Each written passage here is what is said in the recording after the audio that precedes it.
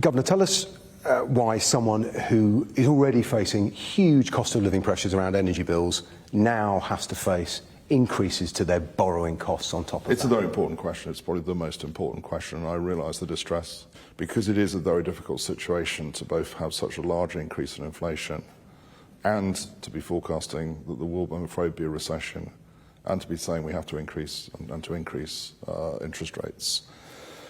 And the reason is this: we've had this very big, huge external shock. In the 3 months since we last did a monetary policy report, the change to the whole energy price, particularly gas price regime, has been massive. And I'm afraid that has to be put at the door of Russia. There's no question about that. Now, very reasonable to ask the question, so why are you raising interest rates in that context? Because you can see that, yes, inflation's going to get very high, but other things equal, it ought to come down again, and we do project that, actually. The worry for us is, are other things going to be equal? And the really difficult situation, and this is why I'm afraid we have to do it, is if we have more persistent inflation, that is harder for everybody. We'll have to raise rates by more, and those people, and particularly those on low incomes, will be even more affected, and that's the thing that concerns me. So is it the case this has got to hurt if it's going to work? The reason we're doing it is because if we don't get inflation under control, if we don't bring it down from where I'm afraid it's got to go up to because of, let's say, of this huge energy shock that we're having, if we don't bring it down, then the damage and the distress will be even greater. The main pressure is external, gas prices, everyone understands that. Is it really the case that you need to tighten the screw at home? Is that judgment call? Are you sure about that judgment call? You're right that the main pressure is external, and that's going to feed through into inflation, I'm afraid, over this winter. We do think it's going to come down, going through next year and beyond. But we have got another thing going on, which is domestic.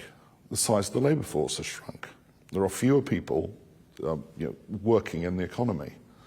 And that's affecting, when I go around the country, and I spend a lot of time going around the country, the first thing that every firm wants to talk to me about is, I can't hire enough people.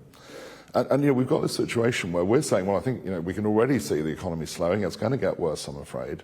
And yet firms are saying two things to me. One is, they're still able to increase prices, they're not getting resistance, and they just can't hire enough people. And of course that does have an upward effect on costs. And you've talked about wages in the past, somewhat controversially. In the context of these inflation numbers, above 10%, well into next year, is it really reasonable to ask people to accept rises, below 5%? If everybody tries to get ahead of inflation, then we get inflation more embedded, we'll get more persistent inflation. And that's why I said, particularly, if you seek to beat inflation, we'll get into an upward, trend, and we will have to raise interest rates even more then, and that will be more painful. Okay. Much noise politically. We have a contest to become Prime Minister. I know you don't want to get directly involved, but there are questions about changing the mandate of the bank and some blame around Liz Truss, certainly her campaign, at the bank's door for this. Is this the time to be addressing the work you do here, or is that risk making a difficult situation even worse? Well, I'm not going to get involved in the campaign and the leadership election to be leader of the Conservative Party and the next Prime Minister. What I would emphasise is that I think central bank independence is an absolutely key part of the economic system in this country and in other countries. It's an important part, and never more than now. This is the biggest test of our system in a quarter of a century that it's existed for.